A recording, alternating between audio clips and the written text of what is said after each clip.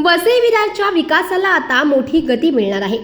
MMRDA आयुक्त आणि महापौरांच्या महत्त्वपूर्ण बैठकीत तब्बल 20,000 कोटी रुपयांच्या विकास प्रकल्पांना हिरवा कंदील देण्यात आलाय। या महत्त्वाकांक्षी प्रकल्पांमुळे वसई विरार शहराच्या पायाभूत सुविधांमध्ये मोठा बदल होणार असून रस्ते, वाहतूक व्यवस्था आणि कनेक्टिव्हिटीमध्ये लक्षणीय सुधारणा अपेक्षित आहे। विशेष म्हणजे हे सर्व प्रकल्प राबवताना स्थानिक मच्छीमार, शेतकरी आणि पर्यावरण यांचे हित अबाधित राहील अशी ग्वाही प्रशासनाने दिली आहे। या गुंतवणुकीचा सर्वाधिक फायदा पालघर ते गुजरात या मार्गावरील प्रवाशांना होणार असून प्रवास अधिक जलद आणि सुलभ होणार आहे।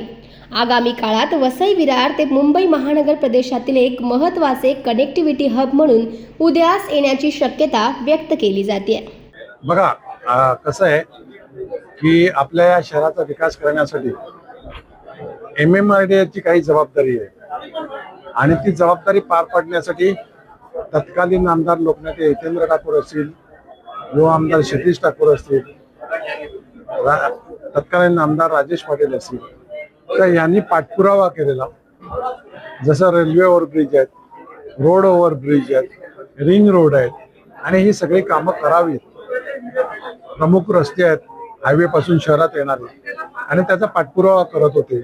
नायगाव ब्रिज असेल आणि त्याला कुठेतरी आता मूर्त स्वरूप येत चाललेलं आहे आणि त्यांच्या या पाठपुराव्यामुळे महापालिका आल्यानंतर आम्ही देखील पाठपुरावा चालू केला। त्याच्यात काही अडचणी होत्या, त्याच्यात दूर करून शेवटी आज जी कामं होणार आहेत प्रायोरिटीने, समजा विरारचा पूल आहे, सोपाऱ्याचा पूल आहे, पुढचा नायगावच्या जवळचा पूल आहे, तर हे जे काय रेल्वे ओव्हरब्रिज आहेत ज्याच्याकडून शहराला आपल्याला सुस्थितीत यायला जायला चांगला रस्ता निर्माण होतो किंवा हायवे पासून शहरामध्ये येणाऱ्या रस्त्याचे कॉन्क्रिटीकरण झालं पाहिजे, रिंग रोड झाला पाहिजे, त्या सगळ्या संबंधी आम्ही संपर्कात होतो MMRDA चे। आणि आज त्यांच्या चेअरमन जे आहेत, चेअरमन नाही, त्यांचे मुख्याधिकारी जे आहेत,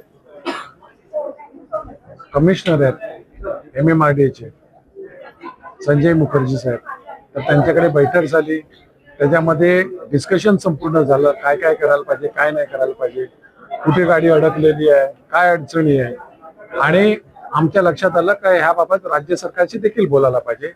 त्यामुळे लोकनेते हितेंद्र ठाकरे यांनी उपमुख्यमंत्री श्री एकनाथ शिंदे साहेब यांच्याशी चर्चा केली। आम्ही तिकडून मंत्रालयात गेलो, आम्ही त्यांची देखील भेट केली।